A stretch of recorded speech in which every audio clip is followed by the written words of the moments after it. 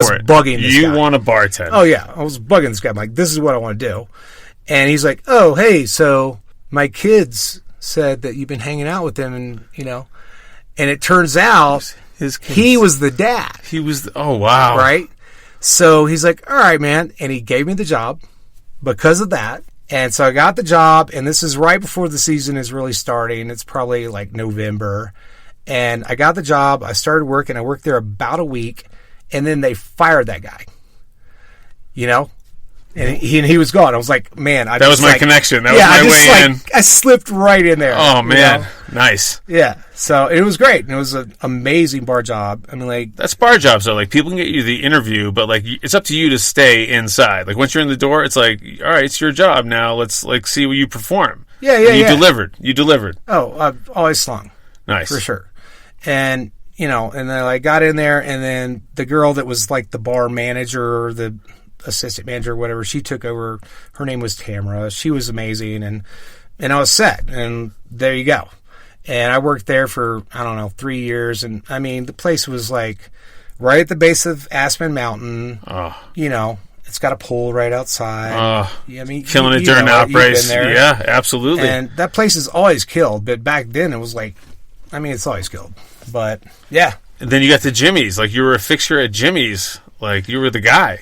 That was many years later. But years later? Okay. Yeah. So I worked at the Aspen Club Lodge for a long time. What was the end of the Aspen Lodge like, or for?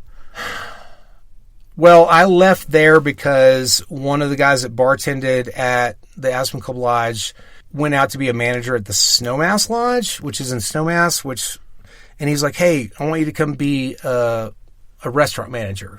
I'm like, cool. And this is what I went to school for. This is what I wanted to do. Hospitality. Oh yeah. Well, okay. I always wanted, like, you know how it is. Like, you work in restaurants, like, oh, I'm going to be a restaurant manager. I'm like, oh yeah, it's going to be great. I don't know, man. I've hated it the whole time. Well, I tried it. I went to school for that. I would have gotten a degree for it. And I'm like, okay, this is what I want. This is what I've always wanted. This has been the goal. Yes, I got it. So I went out to this place. I became a restaurant manager. I wasn't like the restaurant manager, I was assistant manager, whatever. I was the AM manager, basically, which was the absolute worst thing I've ever done in my entire life. The AM restaurant manager? Oh, yeah. How are your Eggs Benedict, ma'am? No, we're going to go ahead and comp you some Bananas Foster. Let me tell you how my day would go. Okay, so the first thing I would have to do after going out and partying all night long till like 2 a.m, I'm living with like 5 guys. I have to set my alarm for 4 a.m. Oh my God. I get up at 4 a.m. and I'm stepping over people sleeping on the floor to leave the house to go to work.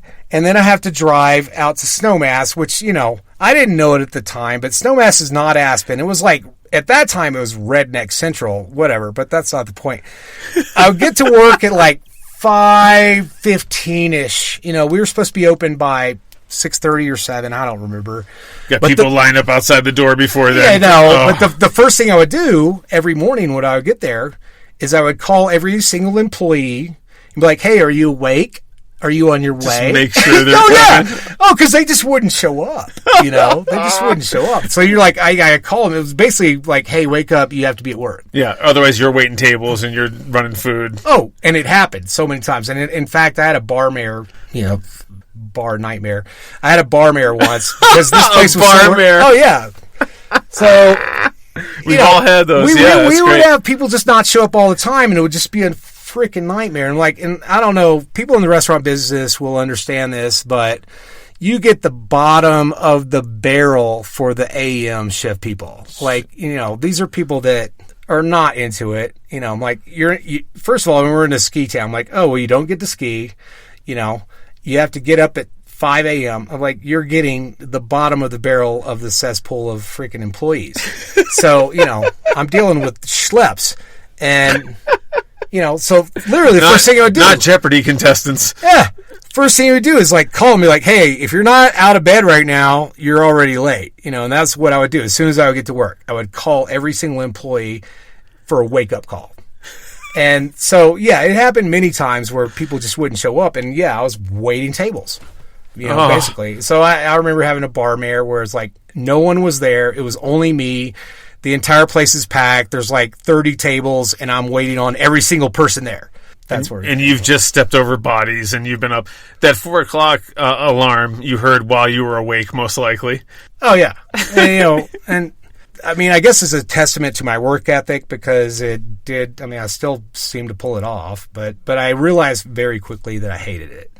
So I did that for 1 season, and then thankfully they had this cool job at that same hotel. It was the 19th hole, because this is on a golf course. Right. So the 19th hole was just this little bistro, grill, whatever, like clubhouse thing on the golf course.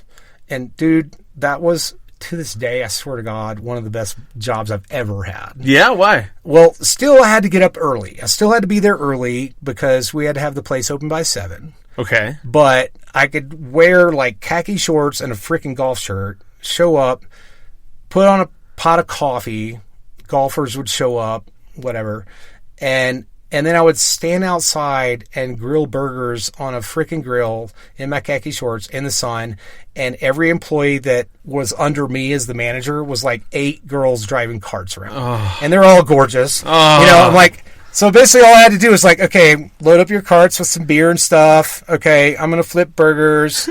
And then we close the place at 2, and then I can play 9 holes of golf. That's amazing. Like every freaking day. That's amazing. And then I'd be done. You know, even after playing golf, I'd be home by 6 o'clock. So you have all these gorgeous cart girls. Did you get a hole in one? Did you? I get the reference, but I actually did get a hole in one, like a literal hole in one. Oh, you did? I did. While golfing? Yes. All right. It was a par 3, and I'm a terrible golfer, by the way, and I'm not even a golfer. So my idea of golfing is like a 20-pack of balls and a 12-pack of beer. Okay. Okay? It sounds like me. Right.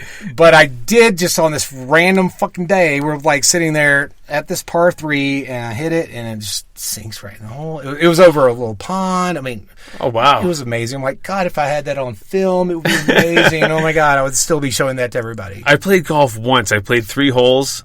And I was like whipping my clubs, like everything. Oh, yeah. 3 holes in my life. That's all I've ever done. I Yeah. can't. The frustration tolerance, I don't have it. I can't do it. No, I'm terrible at it. But like I never took it seriously. I kind of want like, oh, let's just drink some beers. Yeah, 100%. Walk Like that's on what, some grass. make some business deals. I just get too pissed. You I know never what I even mean? got there. It was like me and my dirtbag friends were like, hey guys, y'all want to come out and like play a few holes? We're like, sweet. You know, I know somebody. Yeah. Oh man, I got to come back as a hot chick in my next life just so I can drive the cart around. Right. Oh my God. Yeah, I have this like funny picture of like back then. It's like on a Polaroid or something. It's like me and 6 girls, and I've always been the polite Southern boy, so I'm like, I've got my hands like around them like this, like barely touching them, and like even the girls now that like I still know, they're like, oh Dylan, you're not even like hugging us. I'm like, Yeah. I know, yeah. Yeah, you got the Southern hospitality, you got the manners. Yeah. I would have been grabbing ass. No, I'm just kidding. I would have done the same thing. I would have done the same. Yeah, well, right. I know. I was trying to make you feel better. But if I could go back. Oh, definitely grab ass. Definitely grab ass. So, you went from there, and then, you know, you've been bartending for how long would you say? Oh, man, I don't know. I started at 17. I was like 25, 30 years. Okay, yeah, so we're in the same bracket of, like, bartending. Yeah. I mean, that's been my life. What's, I don't know if anything comes to mind, but, like, any, like, weird stuff or, like... Any weird stuff that you've seen that was like, I mean, you wouldn't see weird this stuff. Yeah, like give me something that like maybe you wouldn't have seen if you worked in an office. You know what I mean? Like only in a bar would this happen. You know what I mean? Oh, there's plenty of those. Okay, all right, I've got one. So I was running this bar in Aspen, and I ran it for about 10 years. And it's a restaurant bar, so it's a steakhouse, super busy place. Like we're always packed every single night, and I'm the bar manager, so. I'm definitely behind the bar, but I'm also like a manager, I guess. Schmoozing a little bit with the guests. Yeah, well, we wouldn't have time. So one night, I'm sitting there, I'm behind the bar, and there's these 2 girls that come and sit, and I'm in the well, because this is back before I knew any better, but to not be in the well. I'm like, oh, wait, I'm the bar manager. I could be on point. What am I doing? Right. But we did have... wipe this refrigerator down. Yeah. Well, we did have this really hot girl that ran point, and she made the money, so I was like, yeah, you work point, I'll sling, you know. The ox pulling the cart while the hot chick makes the money. You pull the money, and I'll run circles around you all night long, and I'm down with it. You know, I'm down with it. That's the agreement. And so that's what I was. I was on the well. So, seat 1 and 2 are right next to the well, and there's these 2 girls sitting there, and they're like really chummy with one another, and they're like, getting up on each other a little bit. I'm like, all right, cool. I like this. This is keeping my night going.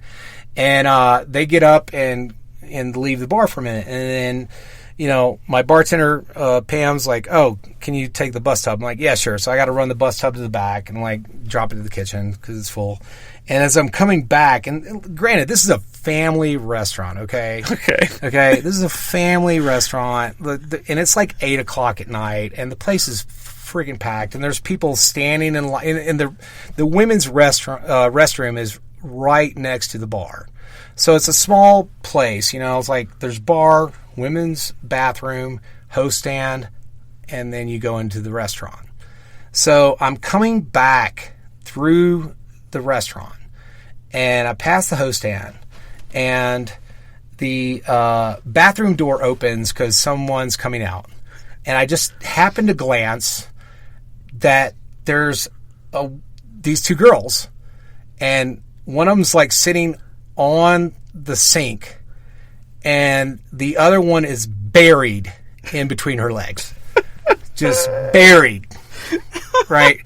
And I mean, and there's like 15 people standing right there, like children, families. Oh my God. And it's not one of those, like, if you have a nice restaurant, there's a double door and that sort of thing. No, nothing like that. It's like the door's wide open. Oh, she's eating box right now. Oh my God. Right? So I'm like, oh, fuck. I'm like, well, I have to do something. I'm like, I'm not a manager. And I'm looking around for the GM. I'm like, yeah, he's not here.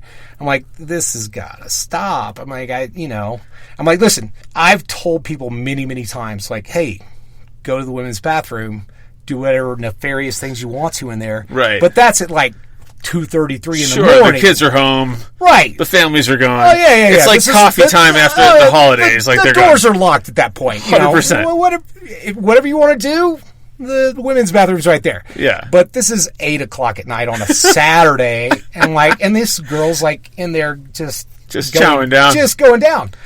So I go in there. I'm like, listen, you guys, listen, I mean, you have So you went in there? Oh, yeah. I went into the bathroom. Hold on a second. So you knock on the door? Hey. No. I just walked in. You just walked in. Oh, yeah. Wow. And I'm like, listen, y'all have to stop what you're doing. Is that what you said? Stop what you're doing? Yeah. The least you could do is go into the stall. one of the stalls and 100%. and maybe even lock it. I don't know. Yeah. Have a little consideration. Right. I'm laughing at the girl that like came out that opened the door so you could see this. Like, right. Didn't say anything. I know. That was the other thing I didn't understand. I was like, okay, so you just walked right by that. Like, oh, okay. I'm just gonna wash my hands. Mind if I use this sink, ladies? Thanks. Appreciate it. I'm pretty sure she skipped that step. Oh my God, that's hilarious, dude. It's so funny when you have to like throw people out or like just correct behavior. Like once I was at a strip joint with the Enemy in LA, and we were getting a lap dance. Like she was on my lap, and then the dancer was on her lap, and the Enemy like started like taking the her. Enemy. Yeah, it's my ex, the Enemy. Oh, okay. Yeah. Sorry about that. Should have definitely prepared you for that. So yeah, the Enemy starts like taking her panties off, like in the private room, and then all of a sudden security comes in. They're like, guys, that's hot as hell, but now I got to throw you out. I was like, dude, no problem. Thanks. Yeah, we'll take it back at the house. This is my best 86 in my life. This is great. Oh, man. So eating box. What about you, man? Do you ever get in trouble yourself while you're on the clock or at work or after? No, not really. I'm pretty pro. You're pretty pro? I've been pretty pro most of the time. I did get fired from the best bartending job I've ever had in my life. Ooh, I love a good firing story. Yeah, and it's a terrible story.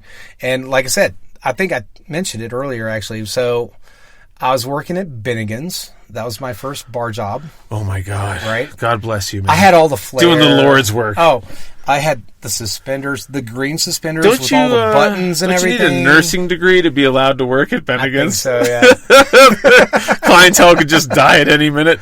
No, it was a killer job, man. I'm like, I started there as a waiter. I was in college, and like, it's an island bar, and you're just like, you see those guys, and it's raised, and you're like, you just see them up there on this pedestal, and you're like, like a pharmacist, but with booze. I want to fucking do that. 100%. That's how I got into it. I'm like, I look at those guys, I'm like, I'm going to do that. Like, I decided as soon as I started